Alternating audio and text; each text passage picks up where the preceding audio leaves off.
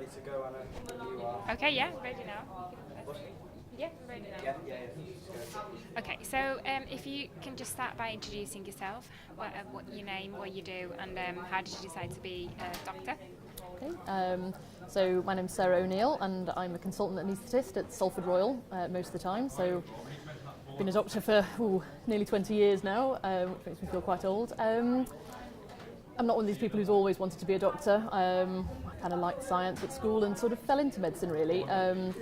But I guess I feel lucky that I've ended up really enjoying what I do. And so now I do anaesthetics, so I enjoy that here, but it's a skill that allows you to go anywhere in the world really, because everybody needs doctors, so it's great that it's allowed me to mix a bit of travel and humanitarian work with my regular job.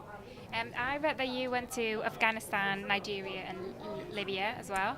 So yes. how did you decide to switch from your normal job to doing this sort of humanitarian work and working for Médecins Sans Frontières? So I think I'd always been aware of Médecins Sans Frontières, particularly doing medicine, you tend to hear of them and all this work that they do, and I think I'd always thought about it and thought, wow, I'd love to do that. But it's a little bit of a difficult balance because you want to be useful as well. So although I was quite keen to do it during my training, actually you don't want to be a burden to them, so you feel like you need to finish your training before you can be useful. And finally I finished my training and almost just went and got a normal permanent job, and I thought if I don't do it now and go and work with Médecins Sans Frontières for a little bit, then I never will. So I took 6 months out between jobs 6 years ago, did 6 months with MSF, and really enjoyed it. So I've now managed to build it into my normal job, so I sort of work extra shifts and accrue time, and every year or so I'm able to have about a month working with MSF. So yes, been to various different places with them. And last place you went was Yemen? Is that Yes, correct? that's the most recent. Yes, that was in September. Were you worried when you decided to go there? Because obviously, with the situation going on in the conflict, it sounds like a difficult decision. Did you spend a lot of time thinking about it? Were you afraid it might not be the right thing to do? Or?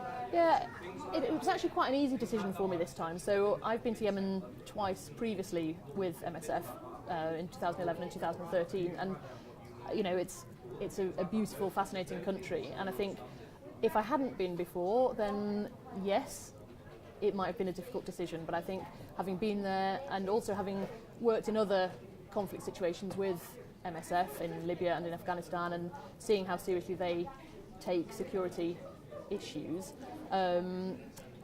actually I decided to go straight away really. Yes, there's always a worry about going to somewhere where there's conflict, but I think MSF manage that risk as well as they can, and minimise any risk. And as I say, the chance to go back to somewhere where I'd been before and loved was great really. Tell us a bit about the cholera situation that is now in Yemen. If you could try to explain a bit about the disease and then how it affected the people of Yemen. Yeah, so cholera at the moment is a huge problem in Yemen. So cholera is an infectious disease, of course, and it's passed in in unclean water. And so as soon as the ordinary health and sanitation structures of a country break down, as they have in Yemen, and then people can't get access to clean water, and then cholera spreads very easily. And it's worsened by situations of poverty, which again is the situation in Yemen at the moment. So across the country it's been a major issue. Where I was in Aden, there had been cholera, and at the time I arrived in early September, MSF were still running a cholera centre next door to our hospital, but in actual fact the outbreak in Aden had pretty much settled, but it's certainly still a problem in other parts of the country, particularly further north. And what kind of precautions do you take not to get it yourself?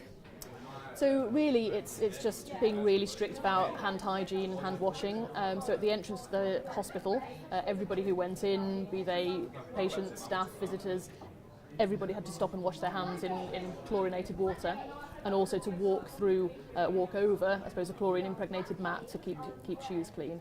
And then once you're within the hospital, from the medical staff point of view, it's just a question of being really, really strict with washing your hands between every patient contact. Right. So what's the name of the hospital you worked in? So it's just the Aden Trauma Oh, Trauma Hospital in the Sheikh Othman region of Aden.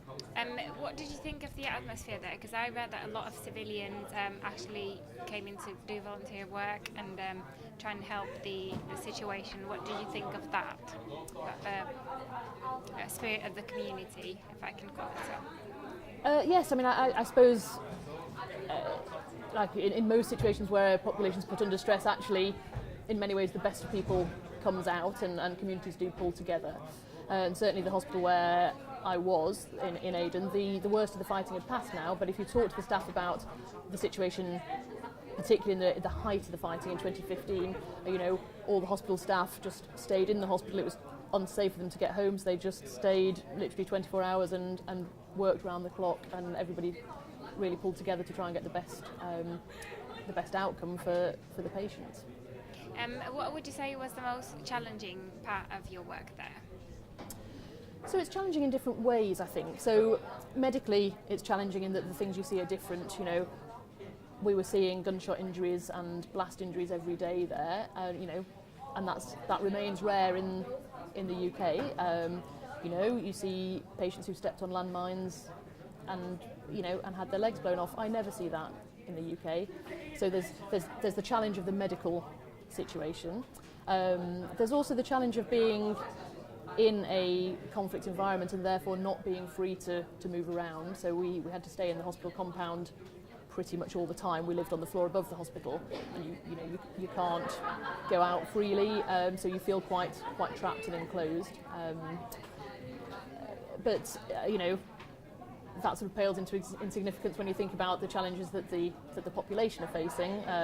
You know, I can leave after a month and come home, and the population there, you know, are suffering with food insecurity, with still risks from violence going on, difficult access to healthcare, and they've no way of walking away from that. So was it difficult coming back in that? It's always a bit of a challenge coming back. In some ways, it's lovely to come back, because I think the nice thing about going to difficult situations is that you do start to appreciate what you have here. But it is hard, because you realise how much you take for granted. I get frustrated with myself at how easy it is to slip back into taking things for granted again. But yeah, I have a nice balance, I suppose. The ability to go out and do the humanitarian work every year or so is great. So would you say it's really rewarding? Is this the biggest achievement you have, the feeling that you get when you leave there and you felt like you... Yeah, I mean, it's always very rewarding. I think, to some extent, I feel like I haven't done very much, and the people that really doing the work are the local staff there, and I'm always absolutely humbled by them. You know, and I think, gosh, would I be that committed if there was a civil war here? Would I go and live in my hospital and work 24 hours a day? Well, I'm not sure I would. I'd try to run away, but so, you know, the staff there humble me completely. But yeah, I think, you know, if you can help at all, that's always a... Would you go back? Would you like to go back? I would absolutely go back. Yemen's actually a beautiful country. What's your favourite thing about it? It's really hard to pick one favourite, actually. You know, so Yemen's... You could pick a few then. Sort of got everything. You know, it's got mountains, it's got deserts, it's got beaches, it's got an amazing history. But really, the people, just absolutely wonderful, hospitable people. I'd love to go back. Okay. Well, that was about it. Just checking to see if I missed anything. Yep, that was it. That was really good. You're a great interviewee. Okay? Yeah, good. Yeah, good. It was Okay. Anything else you want to go over? Or any repeats?